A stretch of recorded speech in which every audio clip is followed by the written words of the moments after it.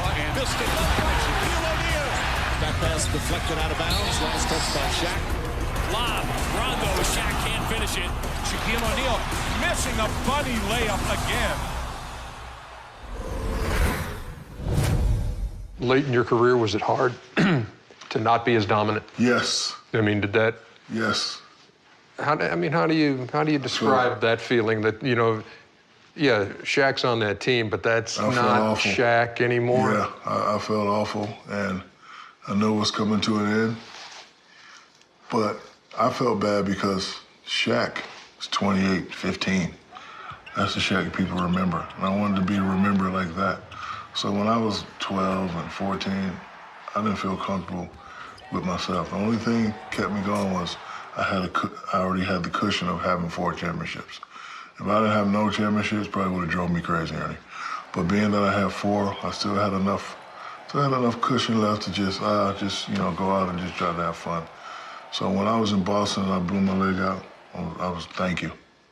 I wasn't gonna try to come back and rehab. Thank you. It's over, big guy. Because in Boston, what was I averaging? Single digits? That's unheard of for the Shaq man.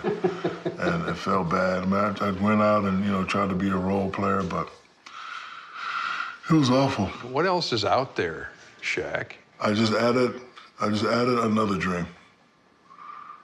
To be able to watch my sons make it to where I made it.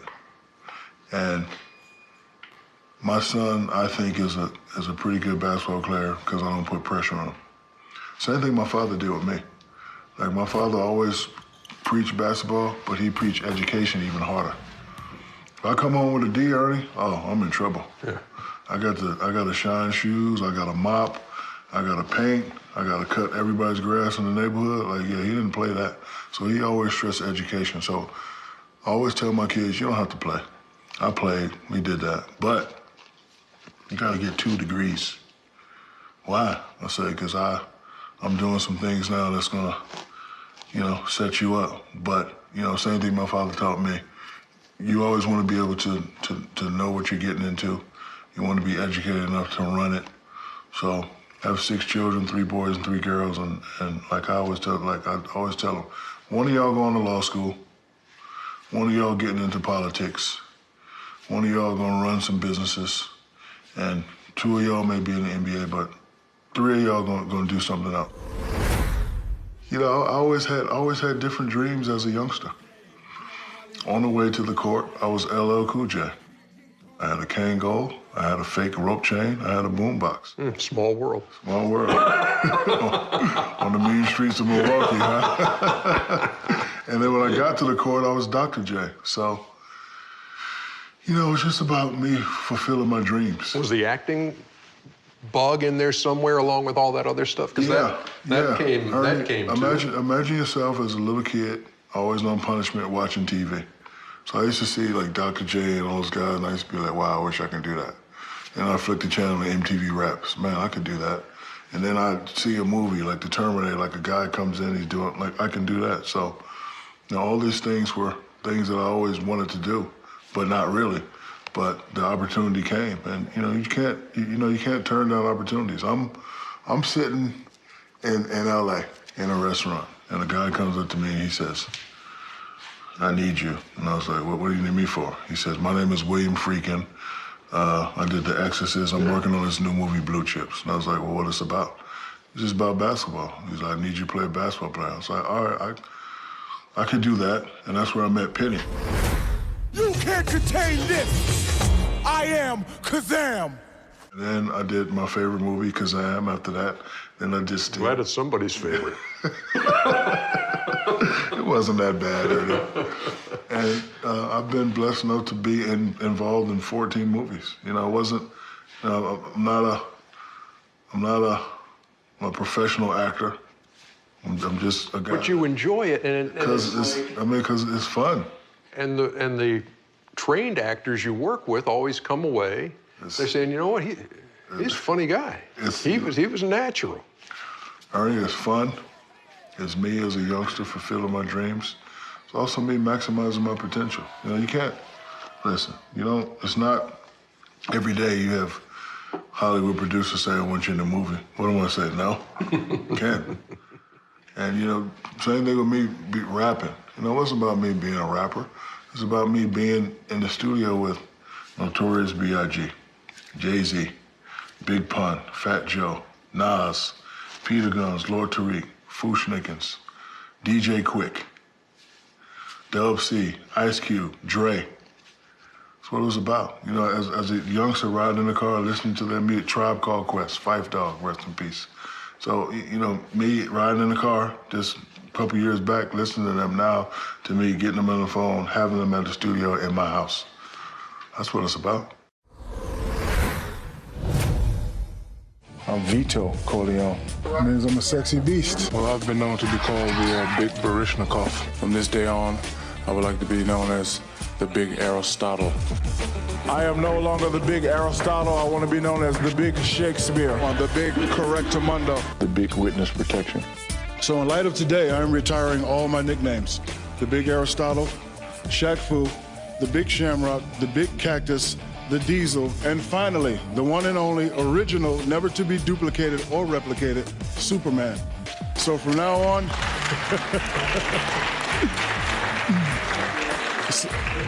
on, you guys can call me the Big AARP, Association for the Advancement of Retired Persons.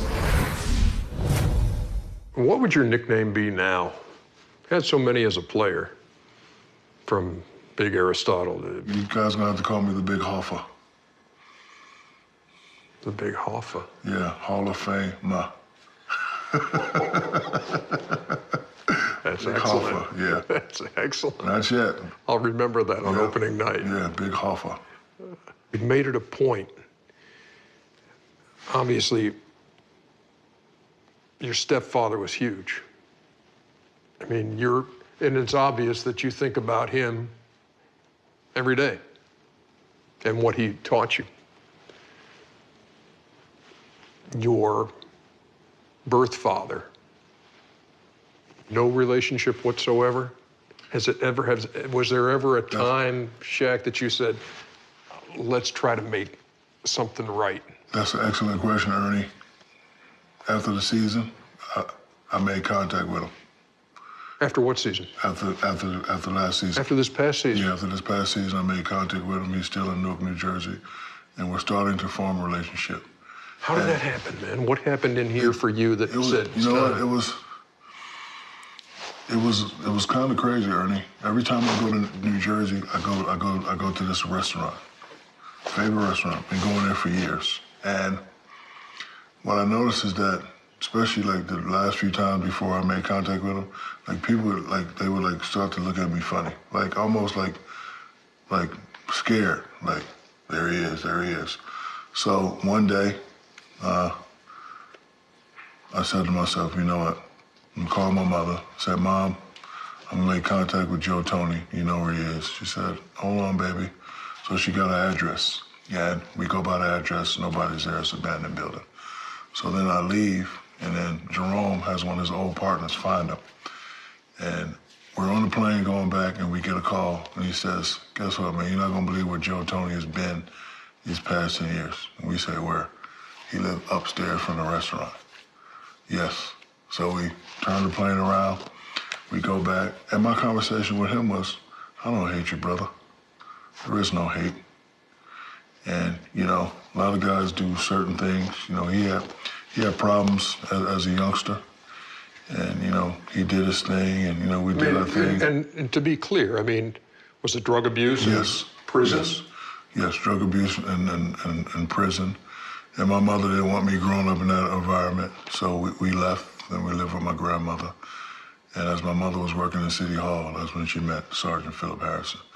But my conversation with him was, I don't hate you. You know, growing up in that type of environment is tough. And, you know, me now, because I'm all big time, I don't have the right to judge, nor will I judge. So that conversation we had the first time, I was like, look, man, I don't hate you. And, you know, I said, let's start to form a better relationship now. But if Sergeant Philip Harrison was still around, I probably wouldn't have made that call, Ernie, because I'm big on respect. And there was another man who came in and married a lady with another guy's child and made another guy's child what he is today. So he passed away, and I said, you know, let me have a better relationship. So great question, Ernie. We're starting to talk now, and found out I got another older brother and another younger brother. So we're going to meet up soon. When you talked to him, did you call him Dad? I don't think I did at first. I think that's going to happen? I don't know yet, Ernie. Yeah. I'm not sure. Because, you know, it's the difference between being a father and a dad.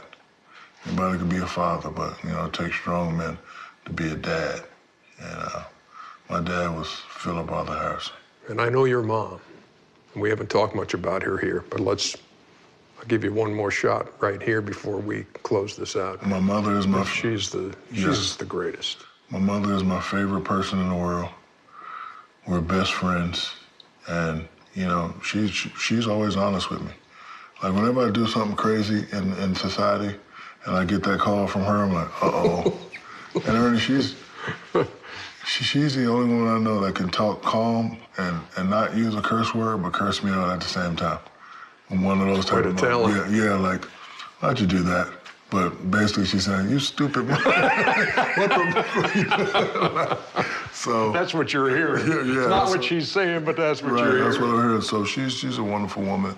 She just got her doctorate at Bethune-Cookman University. So she told me that I'm one of her favorite people. She told me that I inspired her to go back to school because having me, she gave up a lot of her dreams. She wanted to run a business and do certain things, but she took care of the family. And then she calls me one day and said, baby, can I borrow some money to go to college? I said, no, you can't borrow your money. I'll take care of it.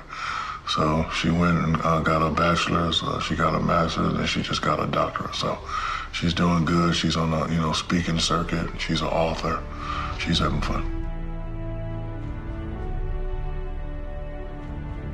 When you're at Springfield and you're looking out at these sea of faces, and you're going to see Hall of Famers, and you're going to see friends, and you're going to see Lucille O'Neal. And I'll probably make one of my relatives move and leave an empty seat for Philip Harrison. I just ordered my tickets the other day, but I'm gonna probably have to make a painful call to one of my cousins and be like, hey, I need your seat. I'll make it up to you, because I want that seat to be empty. So I know if he was still alive, he'd be there and he'd be so happy.